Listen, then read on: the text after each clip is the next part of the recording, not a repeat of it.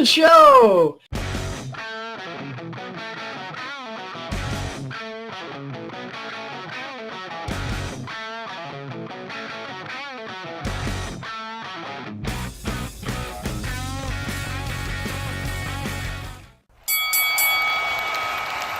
And now, your hosts of the Card Subject to Change podcast, the For Frequency's Sake Tag Team Champions of the World, the Wizard CZ, and Never Wrong Nick Bull.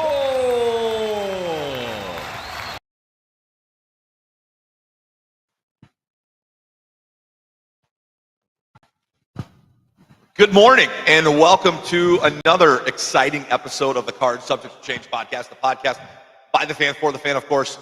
I'm Never Wrong Nick Bull. We are live from the Rock Island County FairGrounds. This is the Sandra Lee, the 4th annual Sandra Lee Memorial Car Show.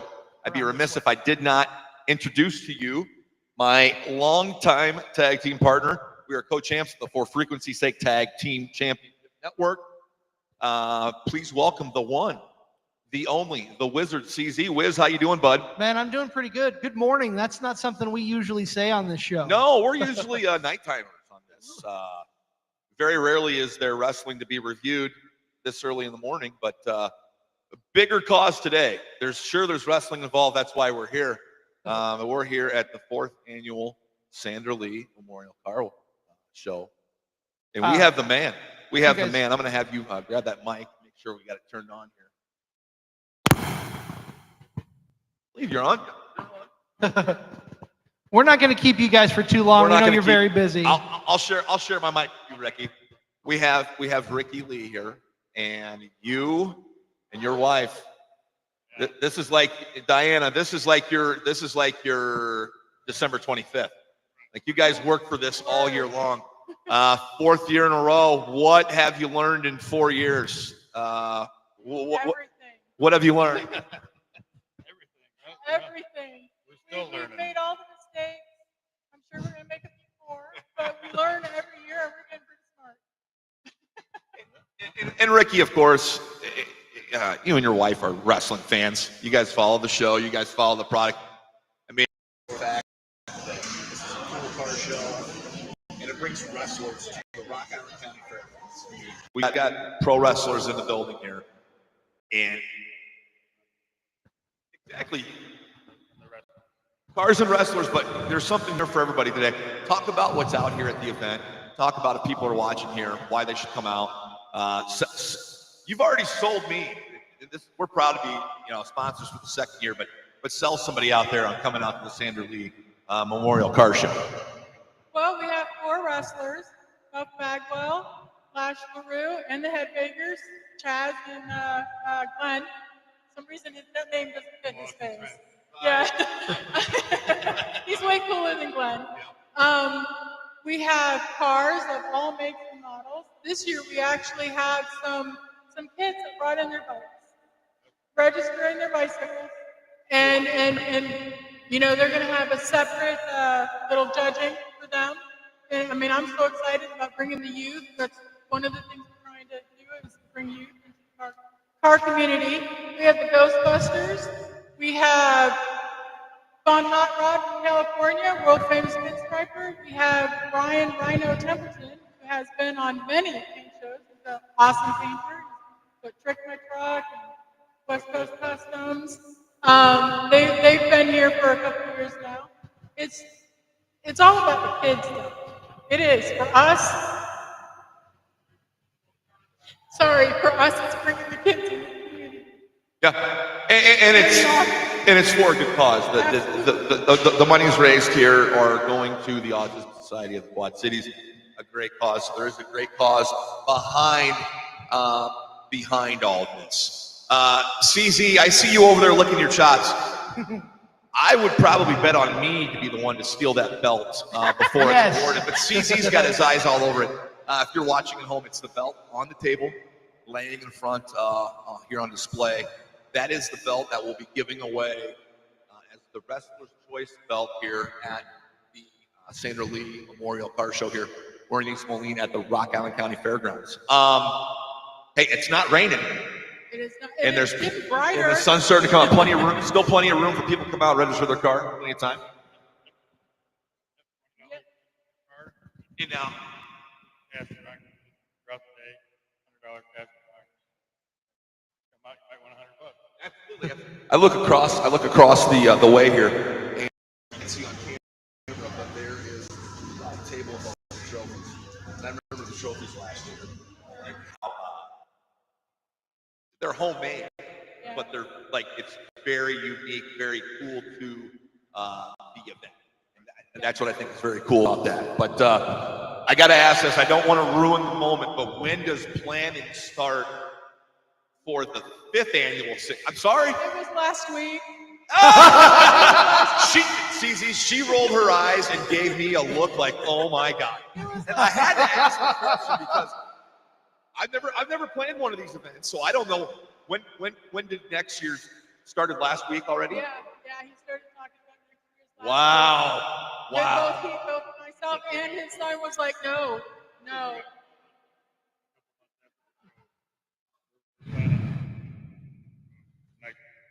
Wow. That's awesome. That's awesome. So, having the wrestlers here, was that what inspired the belt that's going to the winner that they picked? It's fitting. I think so It's too. fitting. We want a copy of one. We each want a copy. They can be our tag team champions. Exactly. I mean, if there was 2, we'd have our tag team belts. I mean, for crying out loud, our logo is on the belt. How cool is that? Oh, we're going to wrestle for it. I don't know that I feel comfortable getting in the ring. I'm just throwing that out there. Next year. How about the Next year. I want to see CZ taking some spots. Taking some bumps. Hey, I already took a bump in the last 24 hours. I don't need to do another one. No, but our logo on the side of that championship belt, again, in front of CB, that is the belt that will go to the Wrestler's Choice here at the Sandra Lee Memorial Car Show, the 4th annual. Yeah, right here. Yeah, they're gonna. I got my sunglasses on. I'm a poker player. You can't see my next move.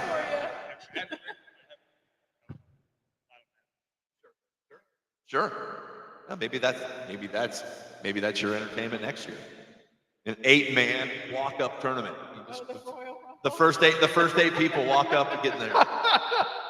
Our production assistant Don would be definitely in it for sure. Well, we want to thank you for coming on. I know you guys are very busy today. This is the big day of the year for you guys. You're right, dude. Like the sun is out. Sun is out. It wasn't when I walked in here, but it is now. It's dry. The sun is out. Get on out here to Rock Island County FairGrounds. If you're not into cars, you want to check out the wrestlers, we're here. Stop by and see us. If you're Lash is doing caricatures. We'll get a picture later of the caricature he did of CZ and I. But he captured us pretty well. He's got a very animated eye. There you go. Because I don't have anybody who can do something that I have no, exactly artistic ability. Anything that I can't do, I admire that because it's like, wow, that's how they see it. That's cool. So we want to thank you for coming on. We want to thank you for, of course, being friends of the show. And hopefully we'll see you for year 5 next year. Right. And you never know. It might be a ring involved. I know CZ was a little disappointed he didn't have call him the Midnight Rider for driving to Chicago. Night Rider. He was a little disappointed he wasn't going to Chicago this year. It was close. It was close. He is here, though. I'm telling you, I can confirm Buff Bagwell is in the building. Lash LeRoux is here. Former WWF Tag Team Champions Mosh and Thrasher. The Headbangers are in the building. So stop on out here. Sandra, it's fun. It is. It is absolutely fun. There's plenty of things to see. I wish you could see it off camera, but the Ghostbusters are next to us. So I've heard the Ghostbusters theme like 4 times already. I love it. I think it's great. But, Brings that nostalgia feel back, doesn't it? It does. Ooh, very fitting. Very fitting. And I saw your car out there. Well, I mean, I see it on your page, And you make him ride in the back. No, actually, he drives it right now until we get the disc brakes and the motor rebuilt, transmission rebuilt. Okay. Yeah, he drives it Okay. For now. for now. Yeah. Thank you. We're gonna let you guys get back to work. Thank you so much for stopping by, telling us about the car show. Come on down, support Ricky, support the Autism Society of the Quad Cities, meet some wrestlers, meet some podcasters, if you know what I mean. But thank you again, and I hope the rest of the show goes well. We're gonna let Ricky and Diana get out of here. Nick, we're gonna banter for a little bit. I think we might have to do a card subject to change. I think Brett Lash is doing some characters right now. But if you want to step out, we'll get our next guest in here in a couple minutes.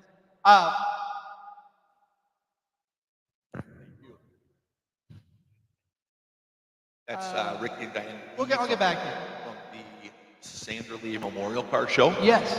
Proceeds go to the Autism Society of the Quad Cities. We're going to just kind of do a little tap dance here while we get our next guy in here.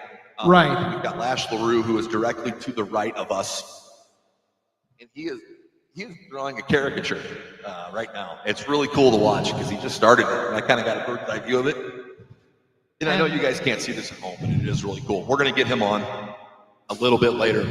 We've also got Mosh and Thrasher. I've got a heck of a dandy way to introduce Mosh and Thrasher. To introduce them and bring them on. I want to ask them what it was like being in that eye of the storm of the Attitude Era. Oh, absolutely. You know, 90 is when they debuted. 97 is kind of, when the spark was lit for the Attitude Era. So, looking forward to that. And they're with. We don't want to take away from the wrestlers and meeting their fans. That's why we're kind of tap dancing a little bit. Yep. While we wait, you know what we can do? We can bring on a friend of the podcast. He's standing right here. Rob Kammerer, come on in. There he is. A very ecstatic Rob Kammerer with an autographed 8x10 of Mosh. I'm putting him on the spot here. He was not expecting to be on the air with us. He told me I wasn't coming on, so I tried to leave. Rob, thank you for joining us. This is the first time we've had you on in person. Like I said, this is the first. Yeah, first not on site, and then I was on card like 2 years ago, but it was just with CZ. Right, you've been on in studio, but we've Yeah. never done one of these live before. So. Yeah. It's first. Of course, Rob is from the Confusion Wrestling Podcast that can be found wherever you do find your podcast. I'm here joining us on the show. He's a friend of the show. Us podcasters, we don't. It's the scene in anger. We all do get along, and we all. Well, for the most part, It's a work, brother. I mean, Rob and I had a little tension on the no-sell roundtable last night. I'm not going to lie. He's trying to steal my bit, and he's trying to steal my co-host spot. Joe told me on the Wizards I get to be a co-host because you were turning into Conrad Thompson and got podcasts all over the place. Well, that's fair. That's fair. Yeah, I'm like, dude, I've got a new gimmick for you. Are you ready for this? Take Howard Finkel announcing, okay? Remember how Howard Finkel used to be? He's the overbooker. Rob loves it. Rob's got It's a way of life. Oh, It's a way of life. What would the overbookers ring you? I mean, he's got to have we're going He's got to have a pencil in the ear. Oh, it's got to be oversized. Yeah. And well, I've he's got gotta- that covered. And it's got to have like a giant effing notebook too. And he's just like, if he's not talking, he's scribbling. It's the giant pencil, right? With one of the big giant. over Yeah. novelty Yeah, pencils. Yeah, I mean the ones that are at least like. Can we that throw big. a fanny pack in there? I mean, always. Always. Of course. Okay. I love it. I mean, the overbooker. Yeah, I mean, are you even working if you don't have a fanny pack? brother. Well, But Rob, no, we want to thank Rob for coming out today. He met Mosh and Thrasher of the Headbangers. How are they? Oh no, they're cool. They're really cool. Big fans. since the early Attitude Era days. I did tell them that for my first batch of creator wrestlers, like I used their taunts as I was developing the Casanova camera persona. Okay. And Attitude and Warzone. So I'd be spinning around, stomping my feet.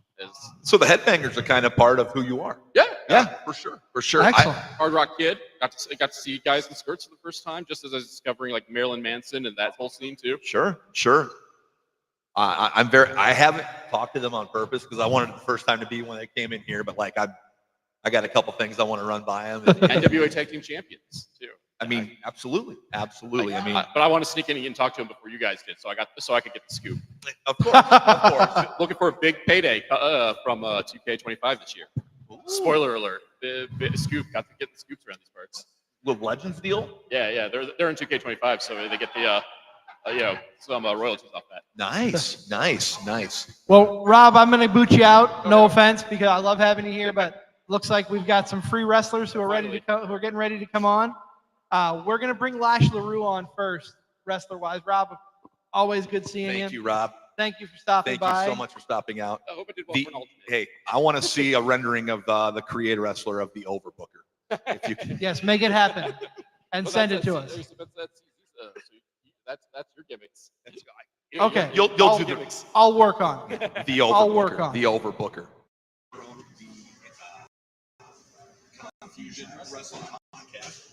Find it where you find podcasts. Do we know who? We're going to try and get Lash LeRoux on next. Nick, let's move that crate over here so that they're not tripping over. While we chat, Get lost around. No, just kidding. We're all good here. We are once again at the Sandra Car Show here at Rock Island County FairGrounds. Proceeds go to the Autism Society of the Quad Cities. There's wrestling involved, and we got wrestlers off to our right. They're talking to some fans right now, but I believe we're going to have Lash LeRoux on first, and I'm interested to hear a few stories. Absolutely, I agree. From Lash. Once again, he was on Nitro in those days. What it was like to be essentially that traveling circus is what it was. Oh, it really was, wasn't it? And I apologize if our audio is cutting in and out. We have a mixer that is not the greatest, like I've said on the air before. I'm doing my best to keep the mixer on, but sometimes the camera mic will pick us up. We're doing our best to keep this thing steered right now. It's out of control. We're all out of control. Waiting for our next guest here. We'll do some more tap dancing. Hey, just come to think, last year about this time, we were interviewing one Fred Ottman. Fred Ottman is probably sitting right about here. And he's coming right over. We'll get back to Fred Ottman in a second. We're going to head here in the middle, mister. Lash, thank you so much for coming on the show. Oh, thank you for having me. What a pleasure. I know Nick's got the first question. He's been itching to ask this to you here. Go ahead, Nick. Come on, Nick. What you got for me? I always ask all first-time guys. Why pro wrestling? What was it for you that popped and made you a fan of this? Well, I was a huge wrestling fan growing up, Yep. right? What was a it? child of the 80s. Okay. So I was a big Hulkamania fan, but I also grew up in Alabama. And growing up in Alabama, you get a healthy dose of that Southern wrestling with NWA and Georgia Championship Wrestling and Dusty and the Four Horsemen and Ric Flair and all of them. But as I got into high school, I kind of fell away from it a little bit because I was so busy playing sports myself and working and just surviving. And then about the mid-90s, when Nitro hit, that got my attention because all the guys I grew up watching were now working for this company. Piper, Macho Man, Hogan, the NWO was becoming big and was hitting. And then you had these younger guys that were really catching it, like Buff Bagwell and stars like that. And that really got my attention, drew me in. And WCW had commercials then for the power plant in Atlanta. Oh, yeah. So I'd played football in high school. I'd won a state championship in high school. I was never a standout athlete, but I did okay. I was the kid that would work harder than everybody else. I was one that had the heart. And I looked at my fiance, now wife at the time, and I said, look, I'll never make it in professional wrestling, but I want to go do this tryout. And I didn't know how it worked. I was like, maybe I'll meet Blair. Maybe he hangs out at the power plant. I'll shake his hand, and I got a story to tell for the rest of my life. Exactly. That was the epitome of my expectations at the time. And I went and drove from Alabama to Atlanta, 2 hours there for the tryout, 3-day tryout. And I found out really quick it was a war of attrition. They wanted to see who wanted it the most. All the legendary stories you heard about the power plant were true.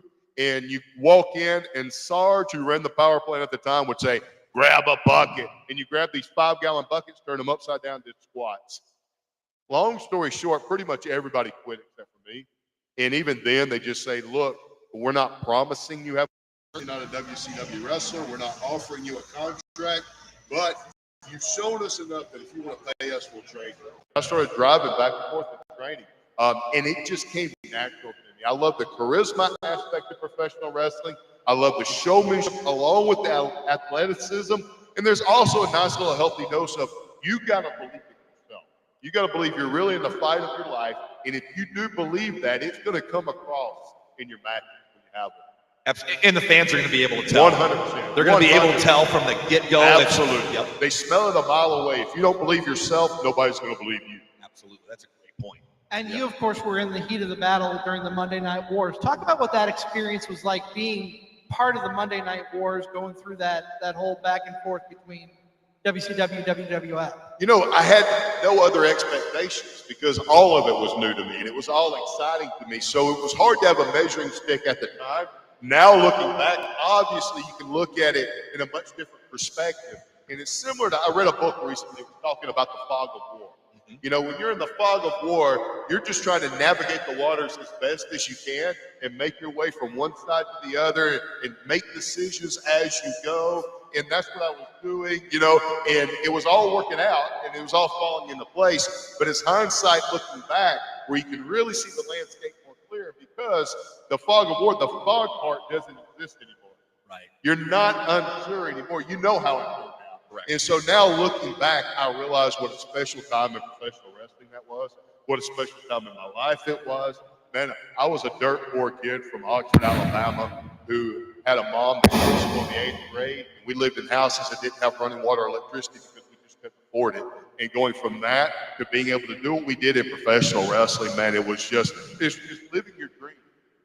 It's living your dream. Well, essentially during that time, you guys were like a rock concert. It was the 100%. biggest ticket in town, biggest following, and people were eating it up, and people were going crazy for it. So, you were in the eye of that storm. 100%, and it's a different town every night. You're on the road 300 days out of the year. You're never at home, and you don't want that time off because if you're not wrestling, you're not getting paid. And so you're just living that life, like you said, and there's a lot of incentive there to keep going, keep going, keep going. I think it's going to end. I want to ask you about your artistic ability. I'm going to call it that because it's well more than that. Nick, while you're asking, bring in. Yeah.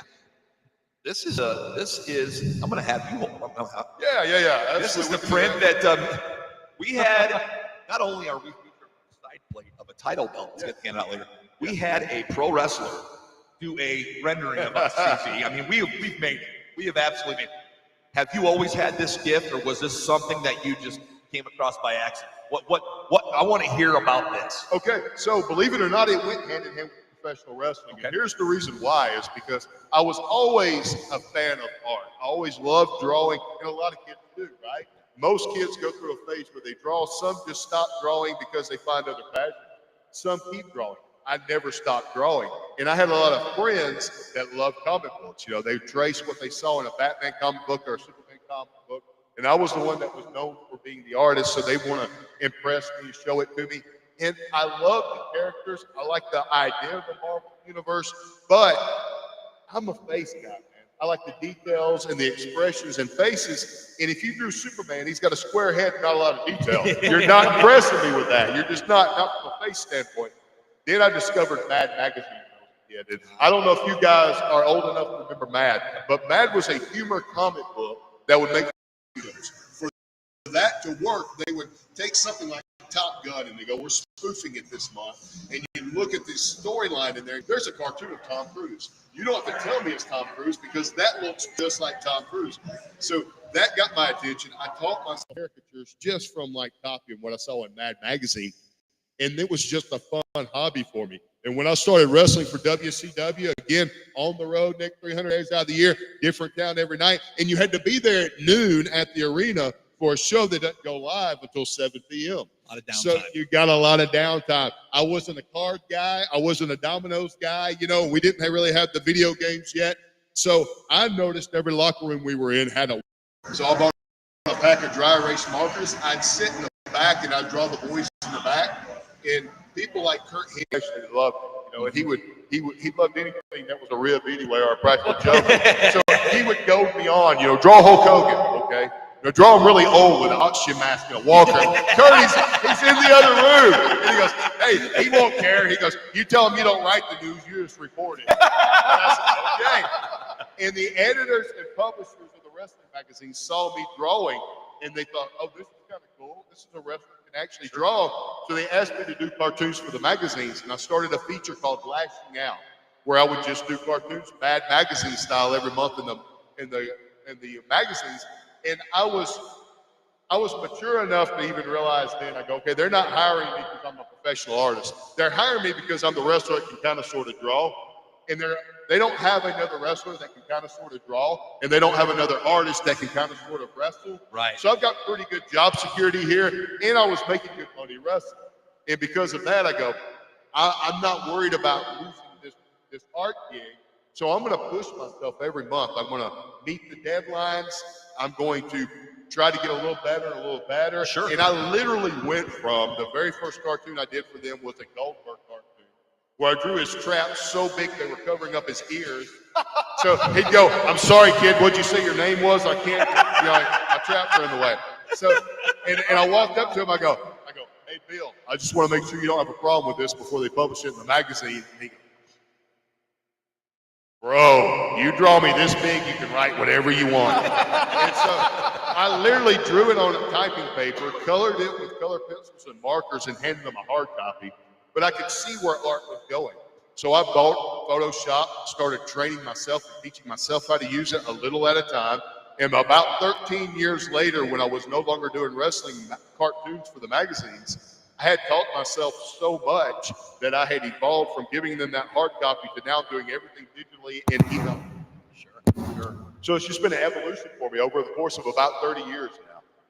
And of course, now you being here at the Sandra Lee Memorial Car Show, people can come down, they can get a character drawn, that both physically and digitally, correct? That's correct. That's exactly right. We do what we call traditional, which is black and white on paper. We just did one, as a matter of fact, they timed me on it, 1 minute and 47 seconds. So that's how quick it is. We'll draw that one. The digital's taking a little bit longer, about 6 minutes, because they're full color.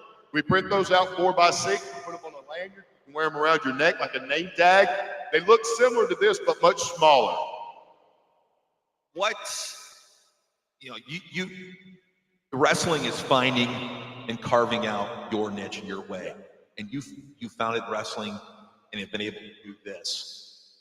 What brings you the most joy when you go to these shows? All of the above. And I'll tell you what. It's probably interacting with fans, and it's also talking with the boys. 100%. The reason why I love what I do when I do these live events and doing characters, it scratches a lot of the same itches, right? You're interacting with the fans when they come in, or the people that you're drawing, the guests. Seeing the boys is so wonderful. You're reconnecting with people like Buff after 25 years. You know, what an awesome opportunity that is. But someone told me pretty early on in wrestling, and I didn't get it at the time because I was too young and I was too immature. They said, I feel like you've accomplished something and you've been successful. Leave wrestling. Find success in something else and come back, and you'll really have a different perspective. And it's true, and I think the reason why is this. You can happen yourself into wrestling sometimes, or you can be in the right place at the right time, or the timing can work out. And then when that run is over, you can sort of convince yourself that maybe I just got lucky. Maybe it was a flash in the pan.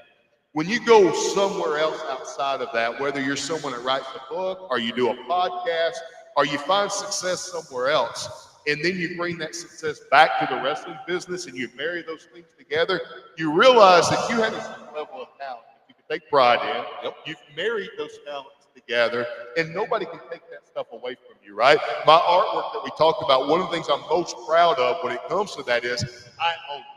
You know, worst case scenario, my phone stops ringing. Vince McMahon doesn't have to like me. WWE doesn't have to like me. WCW doesn't have to book me in order for me to do my caricatures. If my phone stopped ringing tomorrow and nobody was asking me to do private events anymore, I could still go to a fair or a carnival, put up a tent, sell the caricatures, and make enough money to pay my bills. Right? Absolutely. It's like having a trade. Yeah, it absolutely is. It absolutely is. We won't keep you here. We know you got to get back. You got people over here getting ready to get their picture or their picture drawn. What in the current product catches your eye? Are you still watching the stuff that's out today? Or? I watch just enough to keep my finger on the pulse. Sure. I'm not an avid fan like I was when I was younger, but I watch enough to really understand what's going on with the dynamics. The thing I'm most impressed of right now is, especially with WWE, the overall production in the product. Brother, they have gotten to the point now they're so sophisticated in how they nail that. WrestleMania just took place. Anybody that watched that has to be blown away with the way that they present talent now. And I don't care where you fall on the card, they have become masters of presenting you in your absolute best light. There were times, just being completely honest and fair about it, in my era where sometimes you got over and became popular in spite of how they were presenting you. Correct. You know, now if you can't get over and you can't connect with the fans with the way WWE especially is presenting you, then you're probably in the wrong business. Right. I'll move this. Go ahead, CC. You were reading my mind. Well, like Nick said, we don't want to keep you. We know you're going to have fans coming in. I want to thank you so much for Thanks for coming having on. me. Lash, thank you Thank you guys for doing having me me. right on the pin. Oh man, come on. You did me right. Again, I don't write the news. I'm just reporting it. It's been awesome to be in Moline with you guys, man. Moline.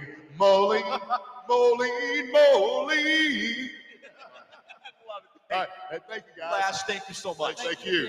Y'all have a great one. That was Lash LeRoux joining us here at the Sandra Lee Real Car Show. That was fun. That was fun. That was a lot of fun. He has got an incredible talent, and I'm telling you what, like, this is going to hang. CZ says it's going to hang in the high view. We got to give a frame for it. Yes. But it will hang up for sure.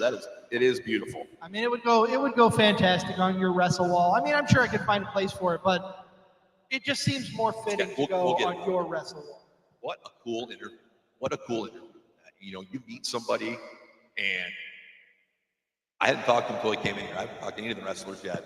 I know you maybe have talked to a couple. Like his energy, his passion. It radiates, and it came through. I hope it came through in the interview. I thought he was very passionate about what he does and the business. Well, we're going to keep things rolling here. Yeah. Looks like as soon as our production assistant is available, we're going to get the Headbangers in. But man, what an event this is, Nick. What a great time we're having. This is why I love what we do, because we get to meet some great wrestlers, we get to talk to some great fans, and just that energy, like you said with Lash LeRoux, amazing energy. Yeah. Very much so. We knew we were coming here today to do that. Did not know we were going to get that interview from last year. No. Come around this way, there's a cord over here at our trip. Turn that mic on for you. Now, I apologize. We only have 3 microphones. You two are going to have to fight over one. But maybe Nick will share. That's It's not often you get former WWF Tag Team Champions on your show. Yes. But I know everybody knows you guys as Mosh and Thrasher. No, I am not. I want to get this right because I've always wanted to introduce you guys. Not as Mosh and Thrasher, but as Sister Angelica and Mother Smucker. That's right. Undefeated. Undefeated gimmick. Undefeated. I have 2 undefeated gimmicks. What was it like when they go, okay, you guys are flying nuts? Okay, thanks, man. Yeah. Okay, are we getting paid? Paid differently? Does our pay go up or down? Well, I'm telling you because, you know, when it comes from Vince McMahon, and it's going to be his idea, you're going to run with it. it's a part of wrestling. Because you know why? Because he's going to run with it. And if he runs with it, and we run with it, we get paid. And we're being used. That's all that matters. You're part of wrestling history. You guys are the first episode of Shotgun Saturday Night as the Flying Nuns. First match? Very first match. What was it like being a part of the WWF at that point? Like, the sparks were firing, the Attitude Era, the Monday Night Wars were kind of starting to creep up. What was it like being in the eye of that storm during that time? Hold on. Let me ask you a question. Absolutely. How do you think it was? If you were there, how would you think it was? Crazy to 100. Cranked up. I just... Exactly. It was phenomenal. It was so much fun. Imagine when we had Lash on, we just had Lash on, and you guys were like a rock concert, going to a town every night with a big sellout, a big following. I imagine it was crazy. And then looking at it from our standpoint, we were still part-time guys. We had a part-time contract. We weren't even full-time. And the benefit and advantage we had was the fact that we lived in South Jersey. So it was a 2-hour drive to New York. All these shows were being in New York. If they had to fly us in, we wouldn't have been used. We were straight up told that at one point. Because someone wanted to try and live in Knoxville. And we were told to be a bunch of morons. Like, you're only being booked on these shows because you can drive here. If we had to fly you in, more things you wouldn't get used. So it was freaking amazing. And Shotgun Saturday Night doing those shows is kind of what got us over with the fans and kind of helped on Saturday night. Honestly, don't know what would happen. How fast we would have taken off. It was a unique idea at the time because you guys were showing up in clubs, wrestling in rings that weren't the conventional size. No. What is your lasting impression or memory of that time, being a part of it? It's funny because not many people can say they wrestled in the New York ring. Right. We did it. That was the Penn Station, right? Yeah. Yep. I don't know. With the Undertaker coming down the escalator. Yes. Yeah. It was just such a great time. It was a good time to be even a fan back then. I mean, it was good for everybody. So, miss those days. You know, speaking of being a fan, talk about your fandom. What drew you into the wrestling business? What was that? What sparked that interest for you?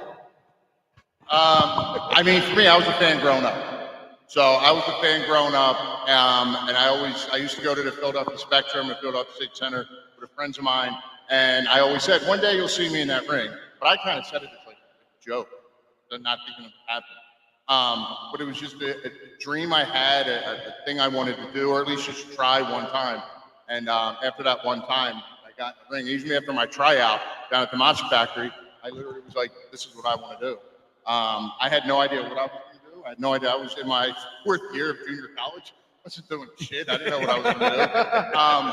But yeah, that's what drew me into it, was just being a fan and getting involved. And then, you know, Glenn and I met, he trained me. And then from there, everything for me kind of fell into place. It was just meant to be. Did I answer your question? Yeah, absolutely. That was great. Man, it was just something that I kind of got into after high school. Just wanted something physical. So I was an occasional fan. What was your background if you weren't a fan? You like physical, I'm guessing. Football, wrestling. Yeah. What's the best part about doing these shows?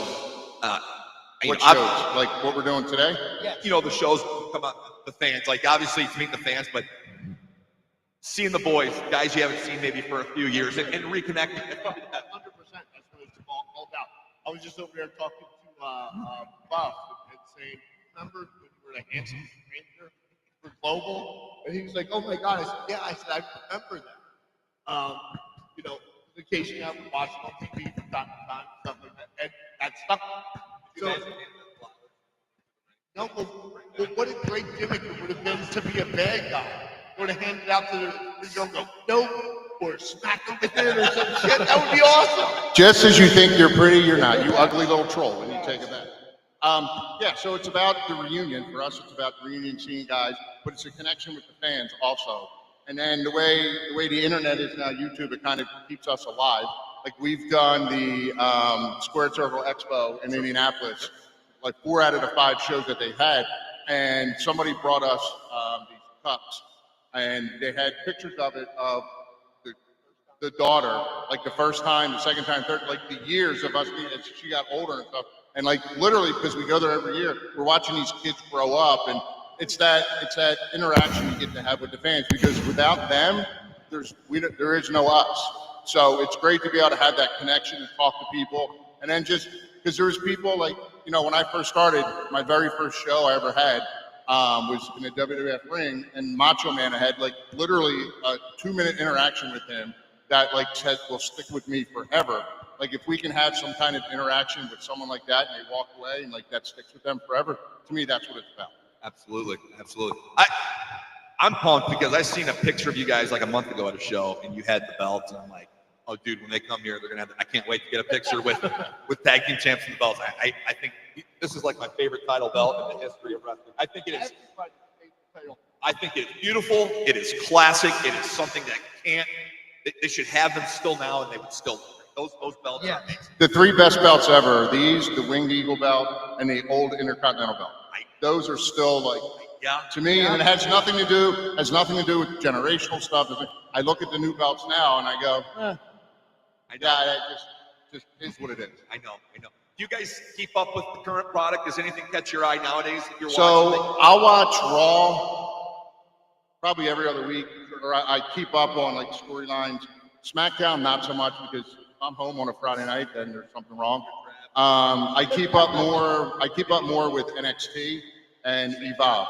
So I like NXT. I mean, I'm probably a little more partial because I've been to the Performance Center to help coach those kids for a couple of times.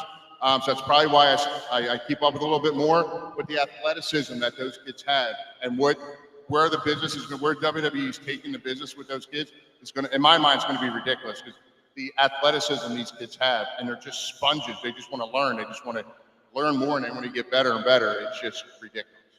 You know, with the evolution of humans, like, people are always going to be tough, but the athleticism is just like, it's off the charts now. Like, we're seeing stuff, like, I see people doing stuff, not just in wrestling, but in other sports, and it's like, how?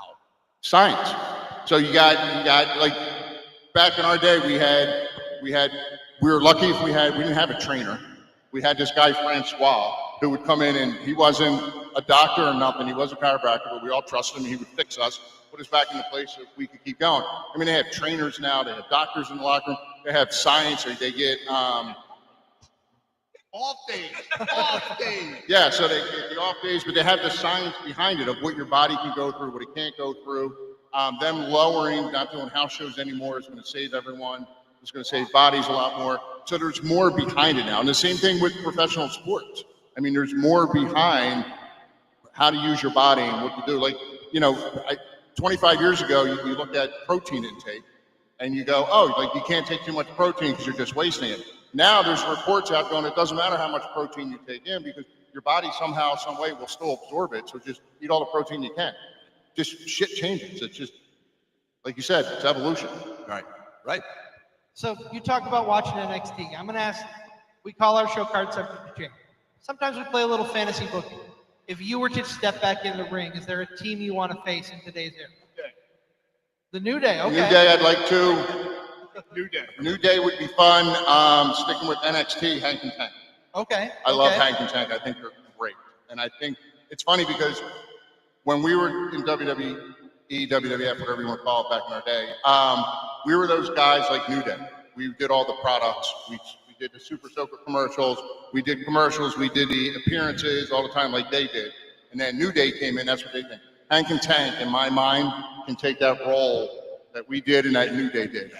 They had the personalities. They had the appearance to do the appearances to draw people in, to get the excitement going. So, yeah, so those would be two.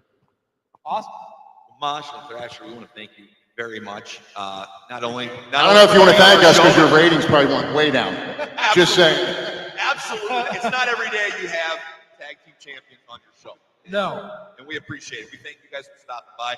Thank you for coming to our little corner of the world, to this car show as well. We could. This is a little corner of the world. Can I bring up a bad memory?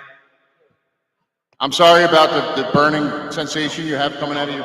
No, it's not that. Oh, you took medicine. I didn't want to bring up beaver cleavage, but this was where you had your match. This beaver cleavage was here in Moline. Really, against Christian? Yes. Really, that's my other undefeated gimmick. I know. Really? That was here? That was here, part of the Quad Cities. Yes. I am. I'm gonna have to go. I'm writing a book, and now I'm gonna have to go back and see if I have that in the book. Yes. That if it was here. 1999. Huh? Here in this municipal area How about that? was wrestling history. How about that? I hope it makes the book. Hey, when the book comes out, we'll have you back on. Yeah, 100%. Dead serious. The first draft is done. The first rough draft is done. I'm going through editing. I printed it all out. I'm editing, going through. I have an editor, and I'm editing it myself now, and I have a publisher lined up. So as soon as that's done, then hopefully. Is he just here as a prop? Is he here for good looks? He asked a question. So I consider myself the steak, and he's the sizzle. What? You never heard of the steak and the sizzle? You can have the steak, but you need the sizzle. Oh, we're not. No. Wrong tag team. Oh, see, you went right to the gutter. I was thinking, well, scissors will cut a piece of steak, so it's okay. That's what I was thinking. We won't keep you guys anymore. You know, you got fans waiting for you. No, really, we don't. No, that's the guy manning on our table. Thank you so much for Guy manning on the table. He just got like 5 hairs sticking up. It makes it look like there's people down there. That's what he said. He was going for the Hulk Hogan look. Thank you again. Appreciate it. Thank you. I'll come over and talk to you in a few minutes. Awesome. Mosh and Thrasher, the Headbangers. Am I just over here fanboying? You are. I'm trying not to. I You promise are. I'm trying not You're to. being a fanboy, but that's okay. You asked the good questions. I asked the mediocre questions. That's okay. But I look the We prettiest. are not professionals. This is a hobby.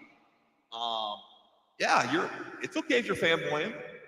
I looked over there and I seen the tongue hanging out. And I'm like, it looks like I'm alone on the dog. I'm just kidding. What? Those guys are cool. Those guys are really cool. Those guys were really cool, and I think when you meet wrestlers, you realize they're just as big as a fan, if not bigger than you. Yeah, the money's great. You get to see the world, whatever. But these guys are fans, first and foremost, and that's the important thing, in my opinion. And it came through. It came through there. I'm gonna grab a drink here real quick. Yeah. I'm gonna need you to tap dance. Okay. You grab a drink. We are the Card Subject to Change podcast, powered by Lopez Pizza, built by Durham Remodeling, and colored by Ryan Allison Tattoo. We are here at the Sandra Lee Memorial Car Show, the 4th annual. This is our 2nd year here sponsoring the event. Come on down, see us. We'll be here for a little bit longer. We'll be hanging out with the wrestlers. You've got the Headbangers. You've got Lash LeRoux. Get a character drawn. They're amazing. They look fantastic. We've also got Buff Bagwell, and we're going to bring him on in just a couple minutes. I'm so excited. He's going to be our first 2-time guest who has been in WCW and the WWF, or E. You're right. You're right. While we're waiting for Buff to talk about, a year ago, we're sitting in Fred Ottman's place, and now he's Hall of Fame. A year ago, Hollywood was telling us she was writing a book. We'll have you on when the book comes out. The book's out. We're having her on. We still have to solidify a date since we had She's coming on. She's coming on. I haven't. Hollywood, if you're watching, I apologize. I have been out of touch. I will message you. The Godfather was here last year, so you never know who you're going to see here. And Right. Ricky does a really, really good job of bringing in, wrestlers. Not only that people know, but you go to a lot of these WrestleCons, Squared Circle Expo, the prices are ungodly for pictures and autographs. Here, it's reasonable. Ricky does a good job with that. We have known him. We knew about the Headbangers coming for quite some time. Yes. And I was excited when I found out that they were coming, just so I could ask them about the flying. I got to do that on the show. I knew that was going to be where you were going to go. This show is, this is cool. And I'll sit here and gush on our show, but being able to interview former wrestlers live on our show is so freaking cool. Amazing. And to be on location and to be able to do this live. We've had so many great opportunities, whether it's with Ricky Lee here at the car show, Absolute Pro Wrestling in Waterloo. So many great opportunities. Planet FunkCon let us come in and interview their wrestlers. Yep. This is why Buff is going to be a 2-time guest. Super excited. Very excited. Yeah, we're Yes. live. Come back. Yeah, come on. Well, most of the day, here. Yo, we are. I don't know if you're taping We it are live. live and in living color. Oh, okay. All right. How many people are watching? Right now, 2. 2. All right. But that's okay. Does your computer count as one of the 2? No. Oh, okay.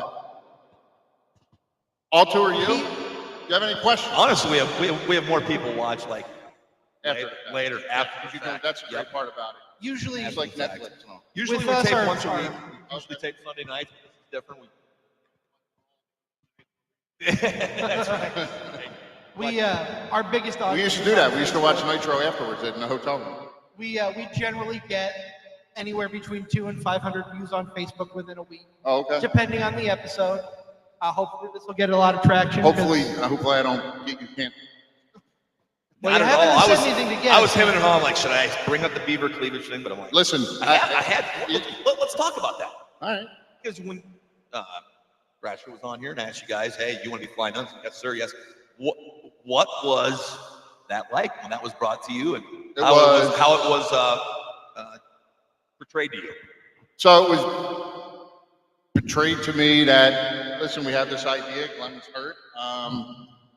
We have this idea that we would like to run past you and have you try out and think it would be fun and different because they were going to go a different way with Glenn when he came back. And my initial thought was, crap, I've never really wrestled on my own. Right. Because since I started, like Glenn trained me, I had 3 matches on my own, then we started tagging. And then, even if I did singles matches, it was in some kind of storyline or angle where Glenn was at ringside. So I always kind of had him as my crutch. And I was excited about it. I was like, all right, this will be different. And my head was buried in boobs every night. Like, how could I not like that? And then when they killed it off and they said to me, all right, now you're going to be Chaz, this kid from New Jersey that's just here to have a good time. I went, okay. But then I went, who's Chaz? Because when I first started, I wrestled as Chaz. And then we were the Spiders. And then I was a Headbanger. And then I was a Beaver who was having sex with his mother, insinuating. But who was Chaz? I never knew who Chaz was. So I was like, all right, I got to figure this out. And then looking back, I would have done it a little bit differently. I don't regret what I did, but I would have done it differently because back then, anyone who had a female with them was getting a push. And they were getting used. Her and I didn't get along very well. Our personalities clashed, but I didn't look at it as a business.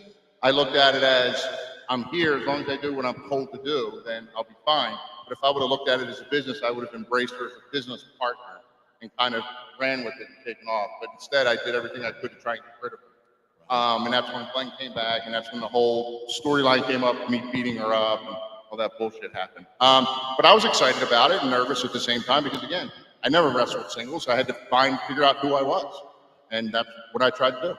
How does your mentality change going from tag team wrestling to singles wrestling? For me, good question. Tough question to answer. The mentality is totally different because you're on your own out there. And when you're a tag team, I can sit there and go, okay, like you get lost, you get blown up, and you get that 1 second of, oh shit, what do I do? Oh, let me just tag out. Not to sit on the apron and think about it. And go, okay, maybe we should do this. I should have done that. Or we call, like Glenn and I will call spots for each other. Like when he's on the apron, I'm in the ring, I'll be like, hey, yell spot out. Or when he's getting ready to tag me, I'm the one calling the double team. When you're in there by yourself and you get that maybe lost for a second, the only thing you do is grab a hold. You grab a hold and just sit on it. For me, it was tough because I was always, all right, I'm going to do 1 or 2 moves, and then I'm going to tag Glenn back and double team. I do a move, double team. They move, double team, tag in and out. When I'm out there, I had to figure out my own moves. You're looking around. Right. Nobody there. Yeah, there's no one there. You're by yourself. I imagine it probably is quite the shock of the system to adjust to. You're going out with somebody and say you're out there by yourself. You mentioned earlier that you spent some time working on your performance.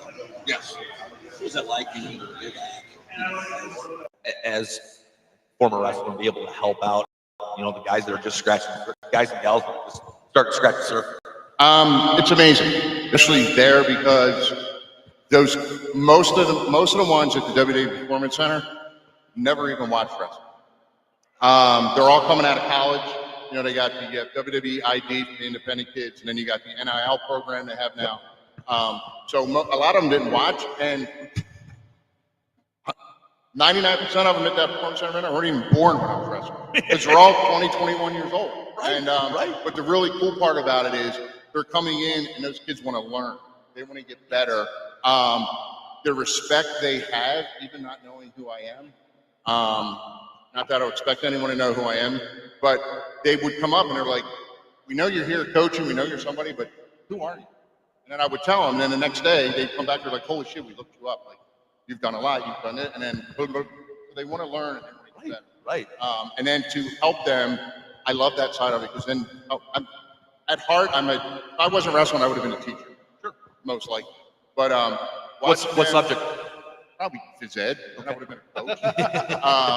But helping them do something and then watching them go on TV and watching them actually do it and pull it off, or helping them with a few spots, and because I produced matches when I went up there also, to produce a match and then have them come back and go, "That was amazing! Like we did it!" And that side of it, I love. I think it's amazing. I think it's amazing how that comes full circle. You talk about being a singles wrestler out there by yourself, not knowing what to do, and you go to produce it. Yeah. So, absolutely. Yeah, and the first couple matches I produced, so Steve Carino, if you know Carino. So I've known Carino since, 30 years, and he's one of the coaches up there, and he works mainly with the tag teams. So I was working with him at first a lot. But I watched him, I followed him, shadowed him like the first time I was there for the week. The second time I went up, they kind of let me do my own thing and produce the matches myself, which was amazing. Yep. So just sitting there and watching it and helping them and watching them go out and perform it and pull it off and have it look really good is amazing for me, because I'm as invested in that match as they are. Because obviously I'm going to come back and do more. So. Right. So that brings up a good 2-point question that I want to ask you. Going back to when you were beginning, what was the best advice anyone gave you? And now coming full circle and being part of the training process, what's the best advice you have for the younger generation? It's probably the same. So the best piece of advice I was given was listen to everyone, kind of digest it. What you think works for you, hold on to. What you don't think works for you, skip it. But listen to everyone. So, and that's probably about the same. It's probably about the same, but it's different now because up there you have so many coaches, they all kind of know what they're doing. And, me on the independents back then, you're getting a piece of advice from, Joe Blow, who doesn't really know anything. And then up there they're getting advice from, Fit Finley and Terry Taylor and Carino and, Shawn Michaels, guys like that, a little bit different. But the biggest piece of advice I can give someone now is A, have a backup plan, and B, have an exit strategy. Take your money, invest it into different businesses, different things you want to do that you're interested in. So when it does come to an end, you have something to jump into. When my contract expired in January of 2002, I had no after plan. I didn't know what I was going to do. I ended up packing up my stuff and moving to Florida. So I did something totally crazy. But yeah, you need to take your money, invest it, have that exit strategy. And you really never know when that time is going to come, whether it be your contract expiring, getting released, or even an injury. So that backup plan, that's good advice. You have to have that mentality so that you have something to fall back on. Yeah. Not everybody's going to be Matt Cardona and get released from WWE and hit it big on the indie. No, well, Matt was smart because Matt figured out the internet and YouTube before anyone else did. Matt is, I actually looked up to Matt, and I told him this before, and I've become really good friends with Matt. I told him before, he's the one so Glenn and I didn't really wrestle together for 10 years. He was still living up north. I was down in Florida. When he moved back down, I was like, we need to use YouTube. We started doing the gimmicks. We made fake belts again. We went out there calling ourselves again the Tag Team Champs of the Universe. We started calling out all the other tag teams. Am I that boring? No. No, he's coughing. He's coughing. Just kidding. He's covering his mouth. So, and I told Matt, I was like, I said, I kind of stole your idea, but we started calling out all the tag teams, and they eventually started I think it was Kofi and who was a small little kid that was tag champ. With Kofi? Yeah. This had to be 10 years ago. Wasn't Tyson Kidd? No. A little. I'm racking my brain. Evan Bourne? Yeah. There you Okay, go. okay, Yeah. okay. So they responded. Little guy, I'm like, I can't think. Yes. So they responded to one of our things, and then Charlie Haas and Shelton Benjamin were Ring of Honor tag champs. They responded. Like guys started responding to it, and all of a sudden, boom, we're getting booked all over on Indies, all over. Sure. So the power of the internet has kept us alive. But yeah, Matt figured it out, and that's why Matt stayed so long at WWE back in the day, because they couldn't get rid of him because he just kept himself relevant by using social media. I think when you think of indie wrestling, name association with him. He's the guy 100%. who has totally capitalized on podcast. Toy line. 100%. I mean, his toy line main action figures are Lennon. So, and then right after, Aren't they right called when- like major bendies? Yes. These big rubber major, guys. yeah. Something So like that. he actually, so they made the little ones of us, and then there was another one he got us, and then right as he was starting the big rubber guys, right when we signed our Legends contract with WWE, and he was like, I'm like, Matt, we can't now. Like, so. Right. Which I would have loved to have had those big rubber guys. Yeah, no doubt. Well, But at the same time, I'm very happy with my WWE contract and the new action figures that just came out Absolutely. by Mattel. They're freaking amazing. If you haven't seen them, I've seen them. What is it like to have a pretty much state-of-the-art kick-ass action figure of yourself? it's pretty awesome. Listen, it's really, I'm a very humble person. It's really kind of hard to put into words. It's just, it really is. The Yeah. details of it. It's ridiculous. It is. I mean, even like, it's funny when they came and I got them, my son said to me, he said, so which ones are your favorite? Like the very first one, middle ones, like which ones are your favorite? And I said, it's a great question. It's kind of hard to answer, but my answer is the first ones will always be my favorite because they were the first ones I ever had. Right. But these are just so ridiculously awesome. And it's made us sort of relevant all over to be able to do appearances and shows and stuff like that. Yeah, There's a whole generation out there that wasn't alive when you guys. No, and when you get a 10-year-old kid comes up to your table and starts talking to you about your matches you had this match, and I'm like, how do you know? They're like, oh, WWE Network and YouTube. And I'm like, oh, like you actually go back and watch that. It's amazing. Yeah, it is. It absolutely is amazing.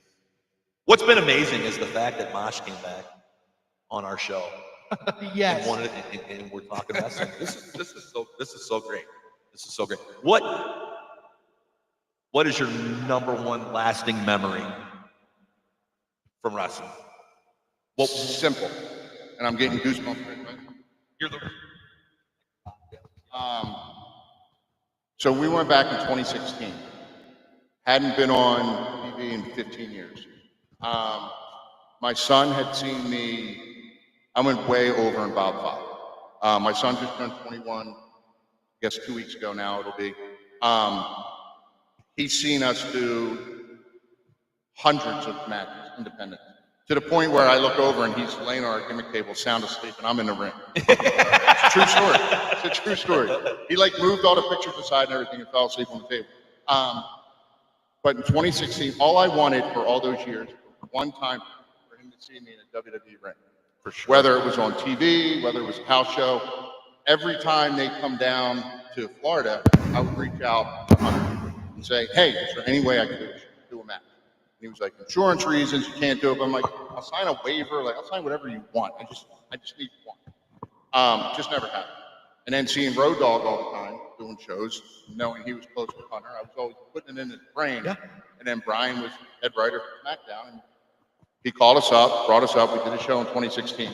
The greatest part about that was my ex-wife, we were married at the time, but she took her phone and set it up so the TV's here, he's sitting here, and the phone's behind him.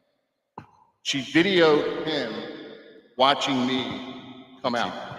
So as I'm coming out, I can see myself in the reaction, and I said to him, what do you want me to do in the ring so you know it's for you? And he was like, I don't know. And I'm like, how about the monkey face? I looked at the monkey face. And he said, no, that was Amy. I did that for my niece. Amy, that was the monkey face. She watched it. So he finally said to me, he goes, I want you to dab. That's when the dab was big. Oh, yeah. And I said to him, I go, I hate the dab. I'm not doing the dab. He goes, that's exactly why I want you to do it, because I know you hate it. I was like, fuck. I'm like, all right, fine. I didn't tell anyone I was going to do it. Like, I didn't tell the camera guys.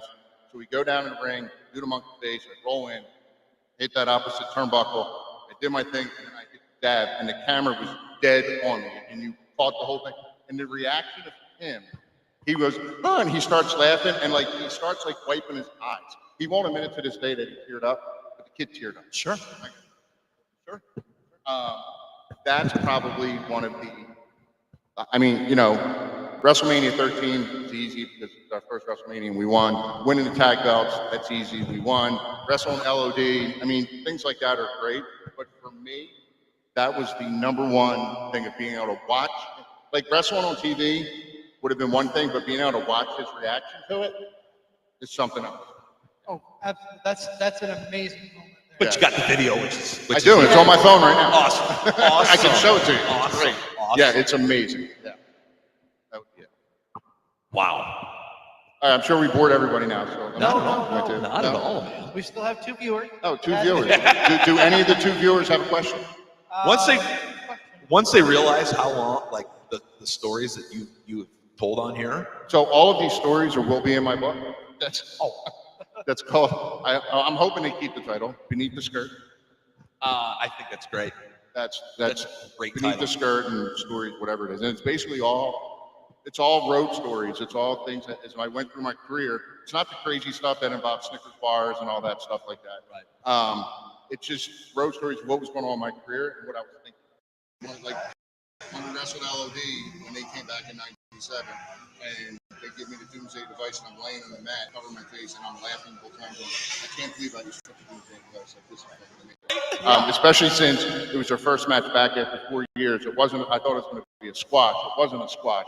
And then we went 2 segments, and then it was a double count out, and the whole thing. Those are the stories in the book, the kind of behind the scenes in my head of what was going on. And I'm hoping it's out by Christmas. I'm excited. Quick question. You brought up WrestleMania 13 as your first WrestleMania. This year, the Bret Hart versus Steve Austin went in the Hall of Fame. Did you get to watch that, or what were your thoughts when that happened live?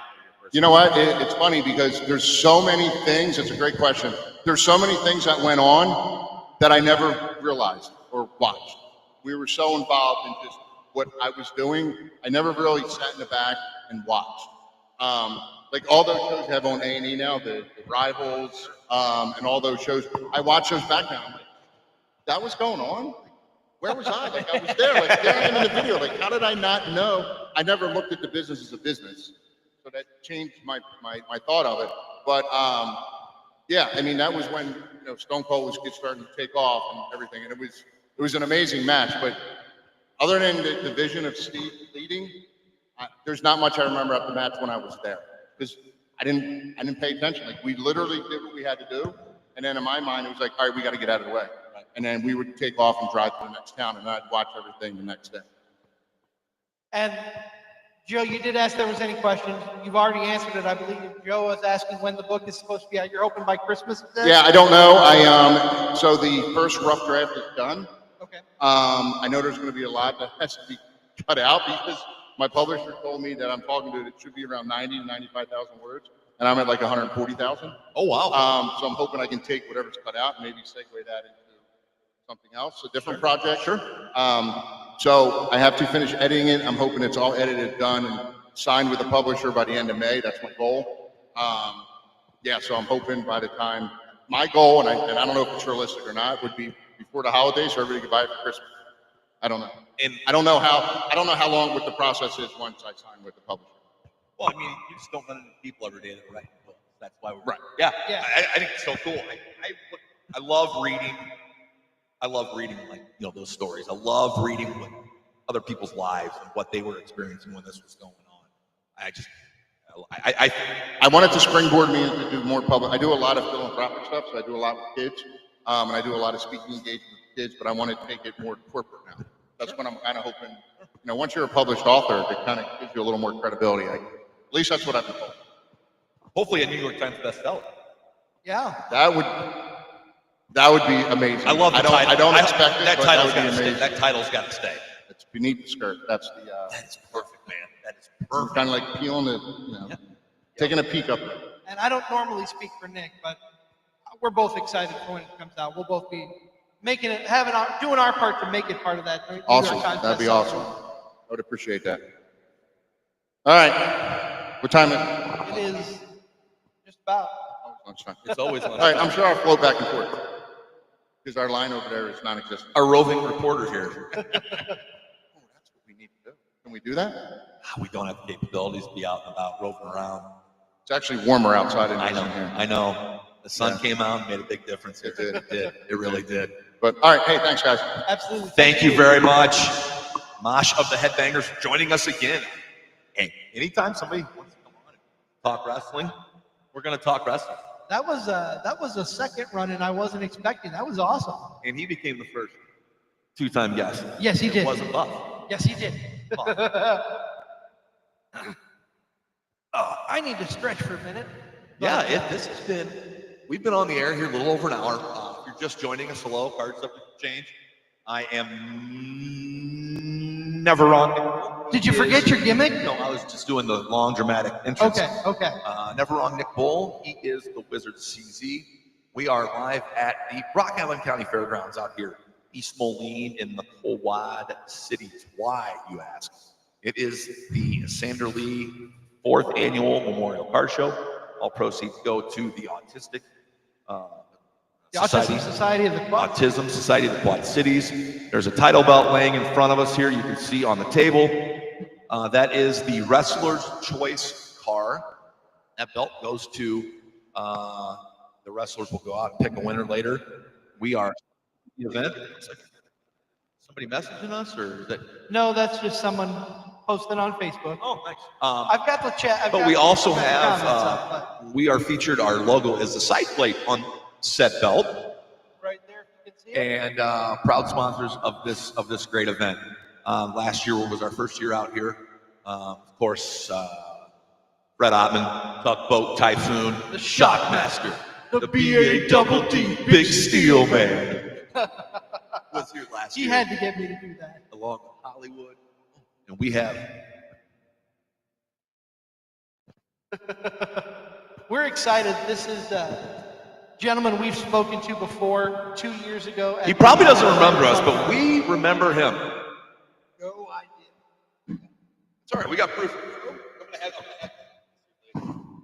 This was a couple years ago. We were in town. You were in town. Mick was there. Yes, Stefan was there. I remember We this. sat around and talked with you and Mick there for a while. Wow, I do remember this. Unbelievable. It's right. My table was right here. Yep. Classic. And you haven't aged a bit. Thank you. I put 2 whole years. I'm glad I haven't. I mean, I'm so glad to be here with the steak and the scissors. It's a great. What? Ain't that the deal? Is that the gimmick, right? No, Steak and scissors. That's good. That's good. Well, no, That's the gimmick. Mosh now. was just on here and he said, "Hey, are you going to say something to him?" And he Right. goes, "Well, I'm the steak and he's the sizzle, meaning I'm the sizzle." Right. And yeah, I guess it's the Scissors. steak and the scissors. Oh, That's I like that's steak the and new scissors. gimmick.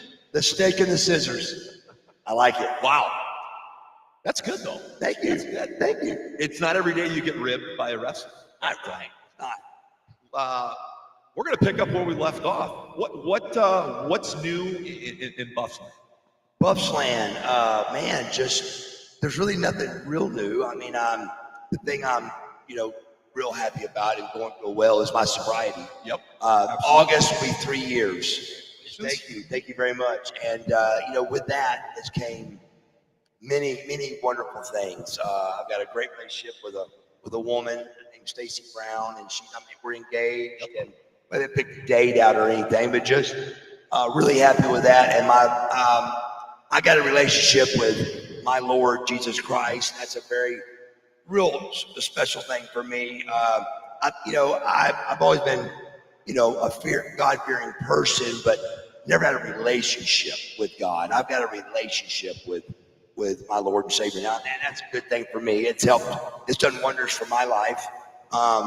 The business it keeps allowing me to make a living in it. It's a great business. I still get action figures made after me, and I got a new one coming out with Marcus Alexander Bagwell. figure, not a buff. You know the business is good when they're making Marcus Alexander. It's got to be a good thing if that happens, right? So that means you're still in the mix. Absolutely. Right? You're still relevant. You're still known. You're still relevant. You're still known. The thing I'm wanting very bad is I want to be underneath the WWE umbrella.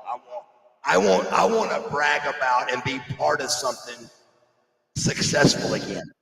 You know, it was fun to be part of World Championship Wrestling.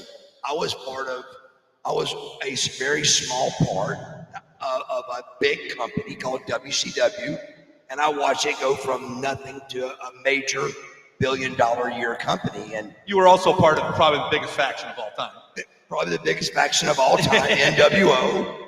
And that's a big deal. Right there, baby. There you go, Wolfpack, baby. And so that's true, and just very blessed with all that. But I want to be underneath that WWE again. I want to be part of a team again. I mean, doing the signings and all the single stuff. I love it, and I'm still around the business, but I want to be part of a team again. Right. It's fun. I think it's I think it's coming. I mean, I really do. I think it is. I mean, I hear stories of like the Nasty Boys. I think Rock and Roll. I mean, Honky Tonk Man just signed a Legends deal. Yep. The Nasty Boys recently did. I think I'm in the mix for that.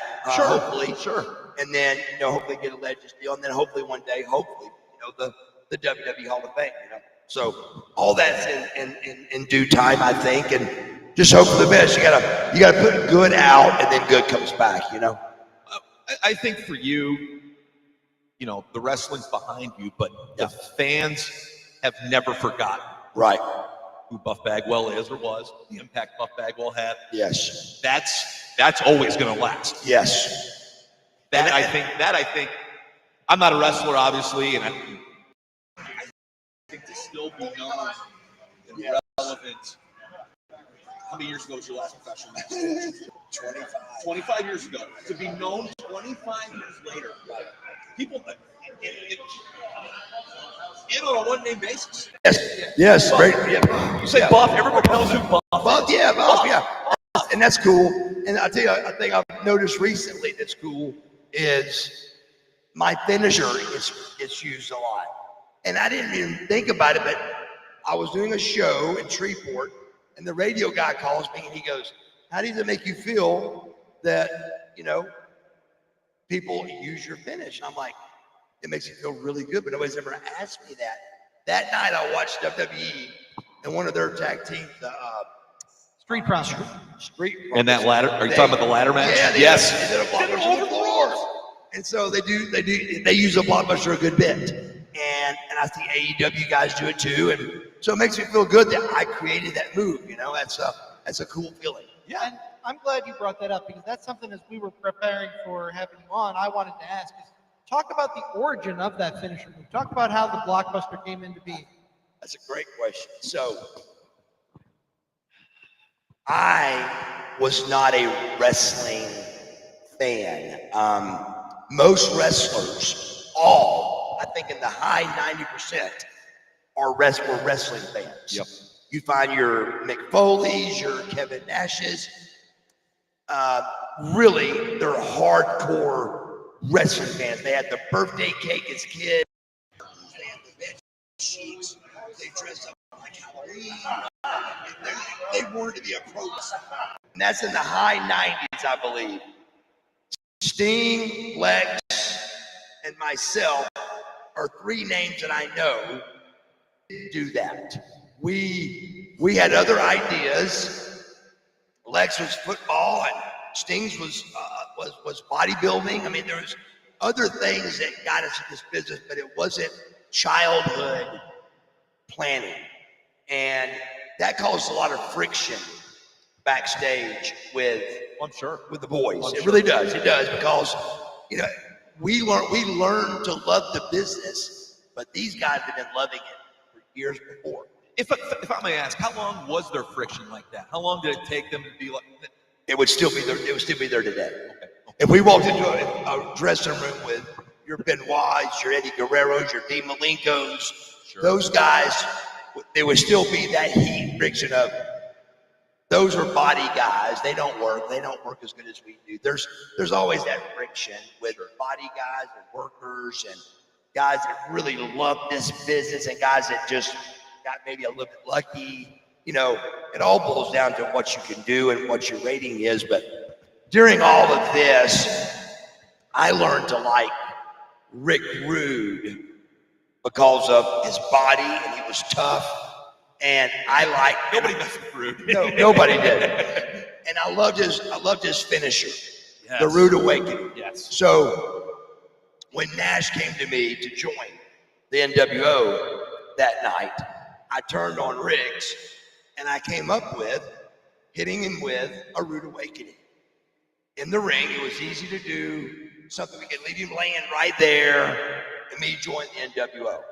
And anytime you do the opponent's finisher to take them out, I mean, you're making a statement. Absolutely. So we get to the back, and I'm thinking, you know, maybe I could do some kind of Rude Awakening, but I can't do it exactly like Rude. So me and Scotty in Cedar Rapids, Iowa, which is not far from here, right? We're probably 90 minutes from there as we sit right now. Yep. Cedar Rapids, Iowa was NWO's very first pay-per-view, sold out. Yes. Incredible amount of people came. It was like sell out, really cool entrance on garbage trucks. Yep. The blizzard was coming, and it was really cool. Anyway, in the hotel room, me and Scotty Riggs came up with a neck breaker off of the ropes. Okay. And we just kind of on the beds in the hotel room, just kind of practiced how you could land it and how you could feed into it. And so we had it pretty good worked out. We were going to do it in the ring the next day before the match. Practicing. We got to the building and we were swamped all day. And so I go, Scotty, I can do it. I can do anything. And so can you. Just feed me right there and I'll hit the blockbuster. So the first time I ever performed a blockbuster was live on the sold out pay-per-view in Cedar Rapids, Iowa. There you go. And I think it was one of the best ones I ever did. I really did. It was easy. It was a good, clean blockbuster, and it just it was a really different move. And I thought so different that maybe it wasn't cool. But these kids now still like it, and they still do it. I love it. It makes me feel good. It's always been one of my favorite movies. What a story. That was the first time you ever did First time ever. NWO sold out? Sold out. Cedar Rapids, Iowa. Wow. You learn something new every day. I did not know that. Yes. You get on this show, you learn something. Yes. Cool, man. After you did it, you knew you had something? Oh, yeah. It was, and to be honest with you, at that stage, it wasn't named. I didn't have a name for it. It was, I think it was Disco Inferno. One day goes, hey, that's the blockbuster. And I went, that's a good name. So Disco gets credit for the naming it. It's the Buff Blockbuster. Now if I can just get these people to say the Buff Blockbuster instead of the Blockbuster. What if it was the Buff Buster? I love that even better. The Buff Buster. I like that. So do I. We can change it up. I like it. I like it. If I ever get in the ring and do it, it'll be the Buff Buster. Thank you. Okay. I remember with Jake, seeing guys do the DDT, you know. Yeah. He was upset that, you know, they would do the DDT and then the person would kick out. And I saw guys that had great moves and people were just using them for high spots. But I don't care. I think use it anytime. I think it's cool they're using it, you know. So right. But I do understand Jake's, you know, thing with they're kicking out and stuff, but I'm just glad they're using it. Yep. I can understand that, but I'll counter it with this. Nobody can do it as good as Jake does. Oh. And that's why no one kicked out for Jake. There you go. That's a good very good example. Very good example. Well, we're here talking with Buff Bagwell. This is the Card Subject to Change podcast by the fan for the fan. We're here at the 4th annual Sandra Lee Memorial car show. And we're talking with Buff Bagwell. I brought a picture in for Buff to sign. It's when the first time we interviewed Buff. Years ago, but we're back, and we're glad to have him on the show. That was 2 years ago? 2 years ago. That was 2 years ago, almost 2 years ago. Yep. What's your favorite part? Obviously, it's connection with the fans. Is it seeing the boys, meeting up with people, reunion type thing? What's your favorite part of My favorite part is the fans. If you take 10 or 15 minutes and just step back away, watch me do what I do. It's something that you can tell that I enjoy doing. For sure. It's not something that I'm paid to do, and I'm here and I got to be nice for a couple of hours. And this is something that I really take pleasure in doing. To seeing a person that walks up and wants an autograph, and me to talk to them, shake a hand, and talk to them for a few minutes. So I really enjoy the interaction with the fans. Walking around with the boys is kind of tough, because when you walk off, you're not, the fans are at your waiting, so I just don't want to do that. So a lot of times you don't really get to see the boys as much. You'd like to take time and go around and say hello a little bit, but it's kind of tough because they're so big and spread out. Yep. Sometimes you're just losing money when you go walking off. Right. What current product? What catches your eye? I like. What does Buff Bagwell go out of his way to watch? I go out of my way. When in the business, I like LA Knight a lot. I think he's, to me. Could you imagine a feud between you two? I would love that. Oh my gosh. He's watched a few Buff Bagwell videos, I can promise you, and I love that. But he to me reminds me of myself, just a guy that could always be in the mix with the way he acts. He could always be in the mix. But I do like that product. I like him a lot. He's believable to me. Some of the guys just aren't, as believable anymore. Used to, you got a lot of big killers and your Goldbergs and but there's just no killers out there anymore. I like there to be some big boys again, but these guys they look great, and they're doing a great job. Buff, earlier you said something that really struck with me. You put out good energy, you get good energy back. You've been doing a lot of work with Diamond Dallas Page. Can you talk about what that experience has been like for you? That's the first thing that drew me and Dallas toward each other. Was he was shocked that a young, good-looking kid was nice and was good to fans and was fun to be around. It really kind of took him back, I think, because most young, good-looking kids are smart Alex, and they're cocky, and they're entitled, and I was not like that. I was real down to earth and would sign autographs, and I never said no to a fan. And he was a really big fan guy. Also, he always had time for the fans. So that was the first thing that drew us together. There was 15 years apart, in our age, but on paper we were the same, which blew his mind because of the examples I just gave. And that was the first attraction between us. But then the positive thing, he just takes a whole other level, that being positive and, putting good out and good coming back. That's his whole demeanor. I mean, everything, his whole oxygen is positive. Everything he does is just positive, good stuff. And, I think the problem with it is people want everything now, like I was telling my mother about praying one time, and she was like, I prayed about this and it didn't happen. I go, Mother, it don't work like that. You gotta continue to pray and continue to building that relationship with God, and then good comes back. And that's kind of like what I'm saying with good out, good coming back.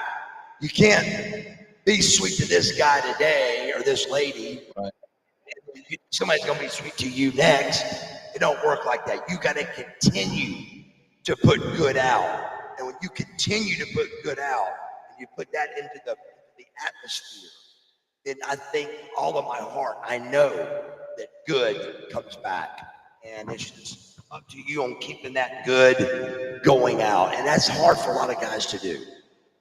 I can say firsthand, I know good comes back because good is back here on this show. Buff is back. Buff is back on here on the Card Subject to Change podcast, and we are so happy he's here. Absolutely. Where do you guys base that up here? Yep, we're based here out of the Quad Cities. Yep. When do y'all run your show? Sundays, usually at 6:30 Central Time. Okay. Yep. So it's live or y'all? We are live right now. Look at that. I love live. We are live and in living color. When We you're are live, live. We just go. I love that. Like WCW, NWO, all that time. That was live television. You know what To the me, part that was? what? Tony Schiavone be like, we're out of time. We gotta go. And it was always, nowadays you watch and it goes off the air almost silent. Man, back in the day, it was going off the air. We'll see you next week. I mean, like Tony was going crazy. You had to wait 3 days. And you're For Thunder, if Thunder was around. If not, 3 long days. You had to wait 5 days for Saturday night. Oh, it was an eternity, and everybody didn't want to wait, you know. So it was really a special time for sure. It was a great time. Buff, I've been kind of keeping an eye on our comments a little bit. We do have a question from one of our friends, Joe Monroe. He says that you have had some of the most earworm wrestling themes. So some of the most notable themes coming out to the ring. What was your favorite? Joe says his favorite was the American Males theme, but what is your favorite entrance theme? You know, I really didn't have any favorites. You know, WCW, we had to use what's called Ted Turner's library, and I never even focused on a song or anything, but I never really like, oh, I love that. But they gave you a song and you used it, you know? Right. But the American Males song is as cheesy as the words are, believe it or not. Without the words, it's got a great beat. I mean, if you ever just, well, the American Male video, they don't have the words in it. It's just me and Scotty like riding motorcycles and throwing the football, the American Males, Right, you know. right. But the words aren't in it. And it's got a great beat. It's like, you know, it starts off, it goes, and then it goes, ba-ba-da-da-da, ba-ba-da-da-da, da-da-da-da-da. But the words are going, American Males, American.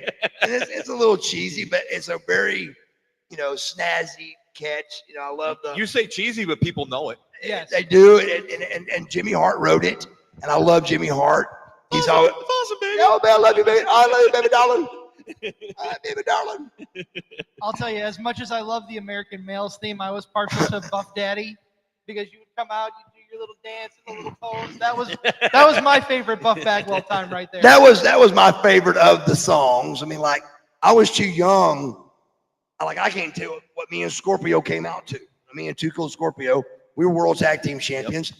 If I wasn't young, like, for example, I would have thought of a name for us. Like, why they didn't create a name for the Tag Team of the Year and World Tag Team Champions. We should have a name, like, you know, I mean, like Ebony and Ivory, Yin and Yang. Yin and Yang. Too Bug, Too Sweet, Four Lot. I mean, anything though, but something Right. showing that we were a team instead of Too Cold Scorpio and Marcus Alexander Bagwell. They don't go together, you know. But so I couldn't tell you what the music was, but with the Buff Daddy music, my voice was in it, you know, like, I'm so pretty, or I'm buff. Jimmy did that. But the best song has to be American Male theme. American Male. You keep mashing that. This is our mixer. You mash that. That turns the mics back on. He's keeping them on. He's keeping us on. We can pick up the audio from the camera mic, but this is a lot cleaner. Gotcha. Usually we have a second laptop set up that this doesn't turn itself off on. Gotcha. But having trouble connecting to my Wi-Fi source. So Thank you very much. Thank you. Change. Thank you. Always. That was a savior for pro wrestling. Absolutely. It's on every card. Every card Every subject to change. Absolutely. I get tired of people stealing our gimmick. I'm just going to throw that out there. You should.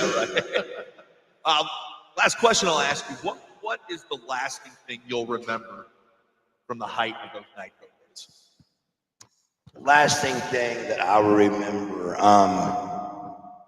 It was a special time, brother. I mean, it really was a special time to be a fan of wrestling, to be a wrestler, to be NWO, to be WCW. All of it was very special. I think just the mere fact of I was in the NWO, brother, just all the what came with that, the private jets, the Nitro run, the 83 weeks in a row that we were. I mean, Buff Bagwell was a huge part of 83 consecutive weeks, you know. So that's a big deal, and I'm just super proud of that time.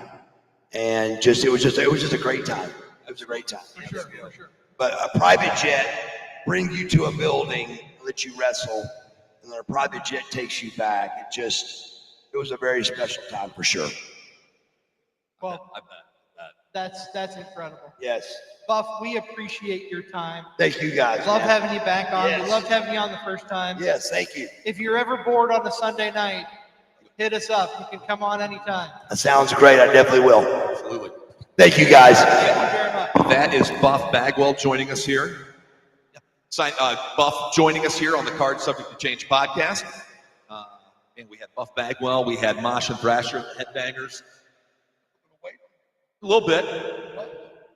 Probably 40, 50 pounds. Good. I know. Good thing. I got I got 3 kids and keeping up with. I am tall. 6 foot. Nope. I mean, I'd be 6'6" with wrestling boots on, wouldn't I? I never thought I'd be face to face cutting a promo with Buff Bagwell. Overbooker, there you go. No, we've had Buff Bagwell, we've had the Headbangers, Mosh and Thrasher, we've had Lash LeRoux. I know we got a show tomorrow, but I don't know if any show's going to touch this show. I think you're my. No offense, Jay Wesley. We are looking forward to having a great time with you tomorrow, but we got to sit down with some big names today. We did. This was awesome. Some legends in the business, and Buff mentioned wanting to go in the Hall of Fame. He's a Hall of Famer in my eyes already. He is a first ballot CSTC Hall of Famer. Yes. Without I don't need to run that one by you. I'm going to go ahead and just waive the editorial rights that you have on that. He'll go in the first class with Mantar. I got to stop that Mantar thing. It's really getting old. We've had a good day. I want to thank each and every one of our guests. Rob Cameron from the Confusion Wrestling Podcast. The last bastion in professional wrestling. The last bastion of independent wrestling. Independent wrestling, yes. The overbooker can't get it right. We also had Lash LeRoux who was on the show, Headbangers, Mosh and Thrasher, and of course Buff Bagwell. He is the Wizard CZ. I'm never wrong, Nick Bull. You can reach us 6:30s on Sunday. Tomorrow we have Jay Wesley from Absolute Pro Wrestling on the show. We're so glad you joined us here today. We want to thank Ricky and Diana Lee for having us out here. We're sponsors of the event. And thank you all for tuning in. If you've tuned in live, we appreciate that. Yep. Thank you if you're tuning in after the fact. This has been great. For my partner, Never Wrong, Nick Bull, I am the Wizard CZ. We are Card Subject to Change, the podcast by the fans, for the fans, powered by Lopez Pizza, built by Durham Remodeling, and colored by Ryan Allison Tattoo. We will see you right here tomorrow. Have a good rest of your day.